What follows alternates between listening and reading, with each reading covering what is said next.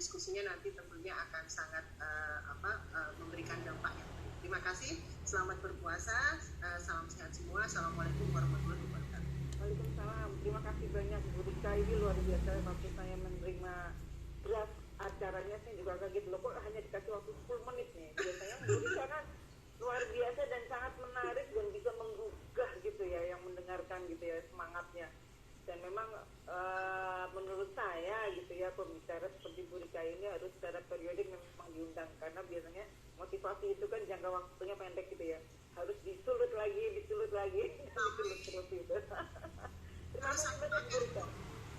Sama moderatornya Bu. Terima kasih banyak. Ini kita lanjutkan pembicaranya, banyak tadi ada, maaf Mas ya, kami silakan Pak Saryanta sebagai Ketua Umum PBI Gerbang Massa untuk mempresentasikan terkait dengan kesejahteraan pengelola desa dalam mendongkrak parkir. Monggo Pak Saryanta. Terima kasih. Saya share dulu ya Bu. Ya monggo Pak.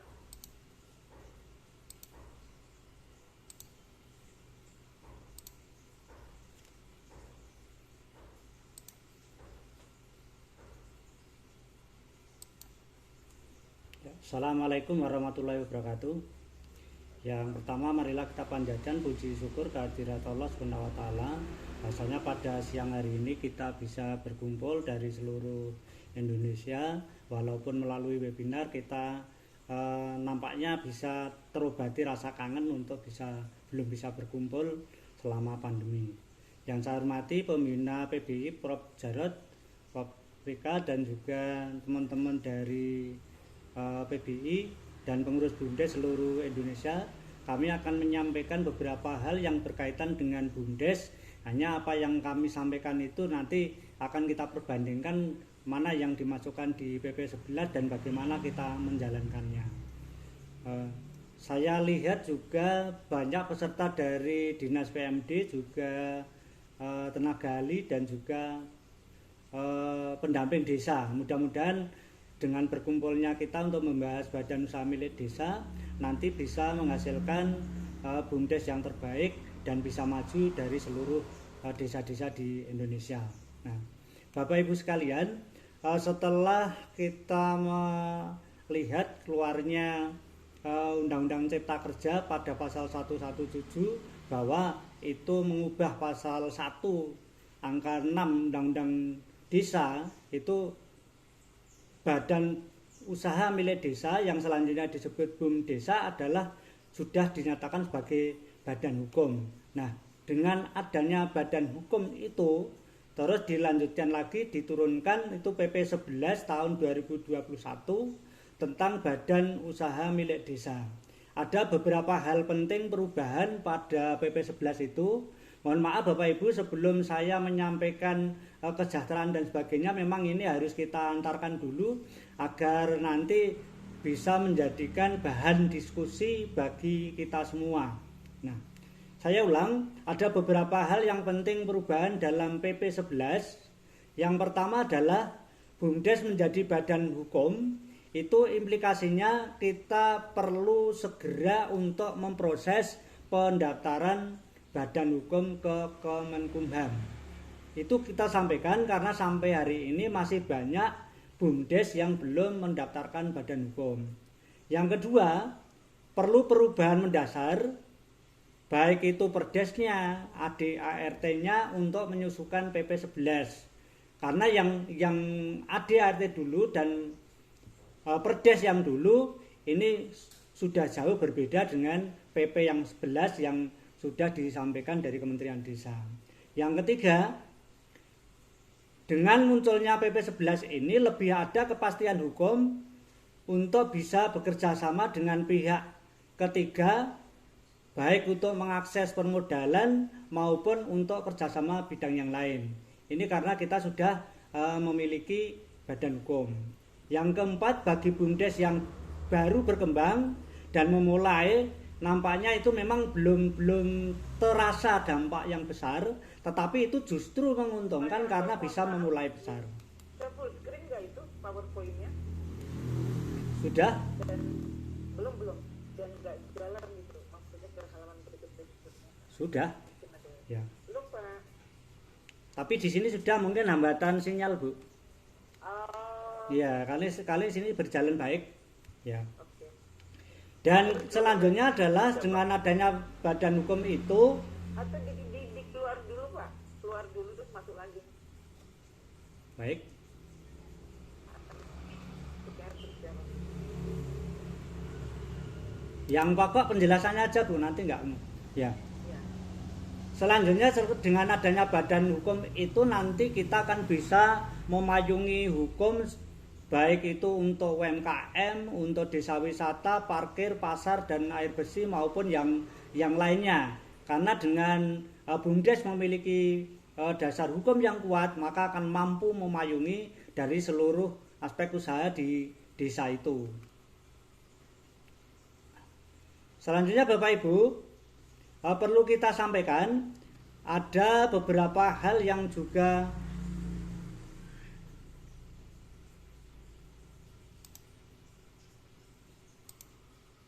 bisa dilihat ya.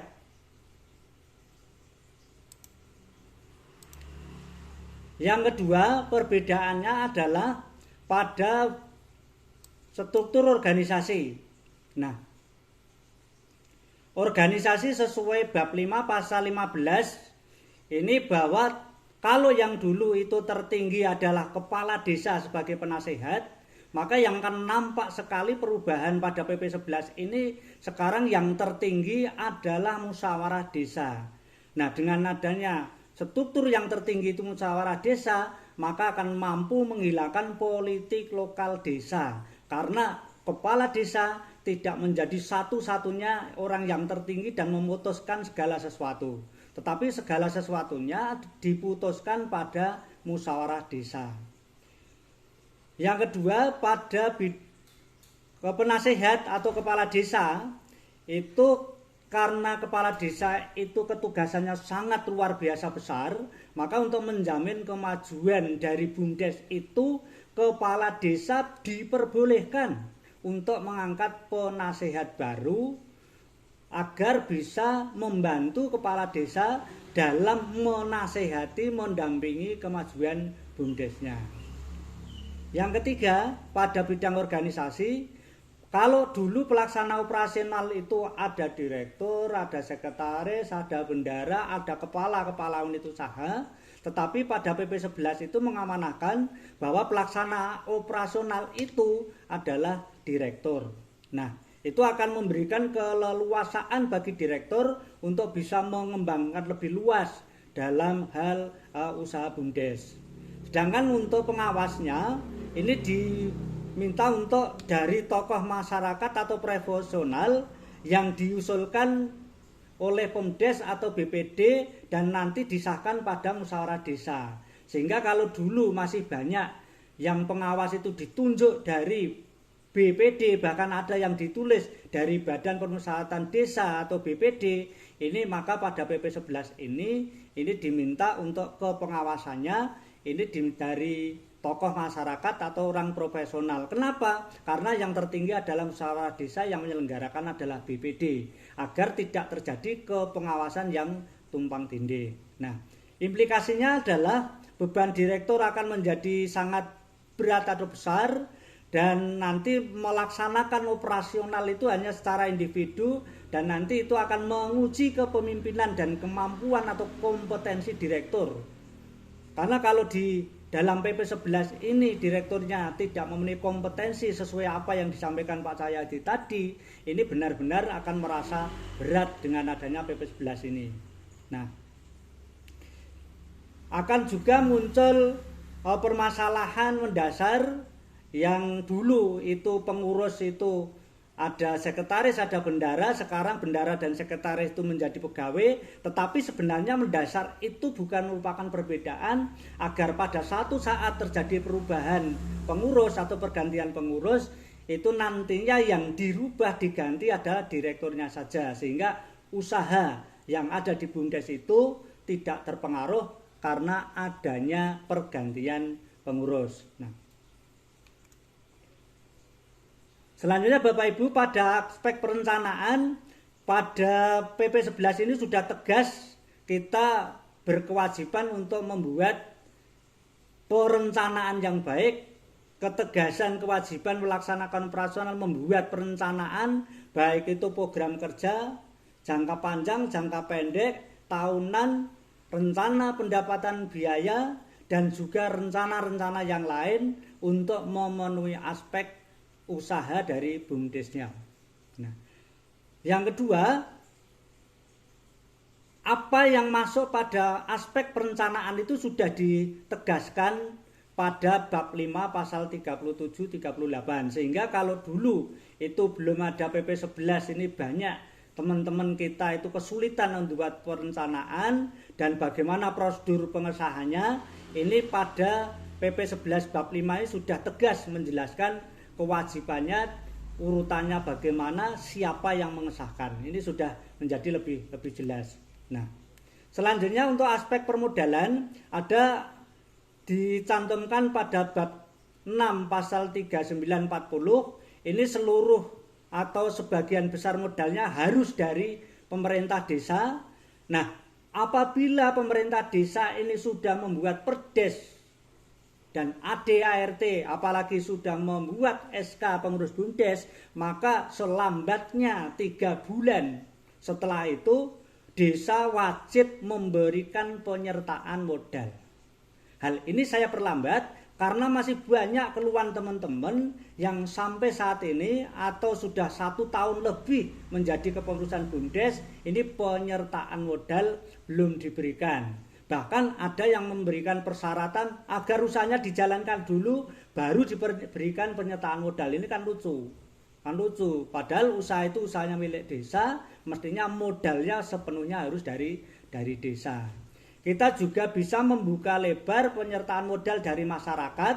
Ini bahwa saham itu bisa dari desa, bisa dari masyarakat. Hanya diusahakan jangan sampai lebih besar saham itu dari masyarakat, karena nanti akan berubah menjadi namanya badan usaha milik masyarakat.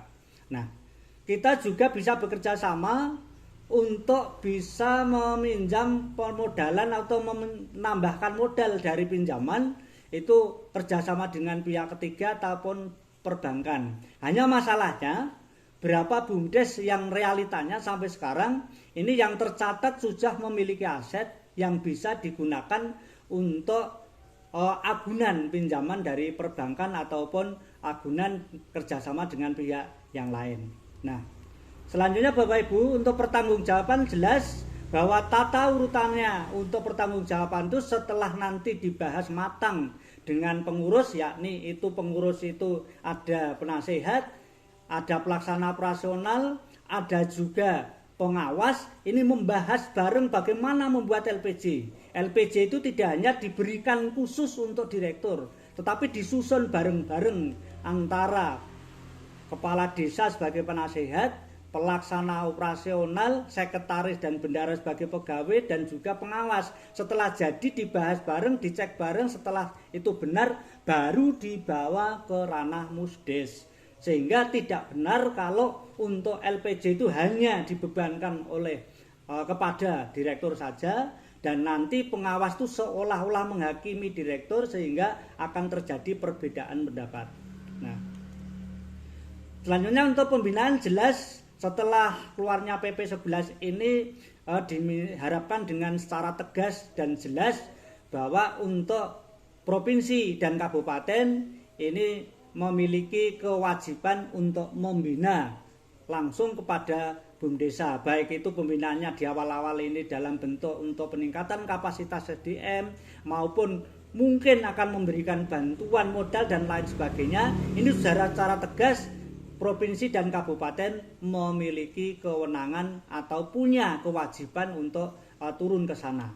Nah, Bapak Ibu sekalian, ada beberapa hal yang menjadi permasalahan krusial yang perlu kita diskusikan pada sore hari ini. Ya.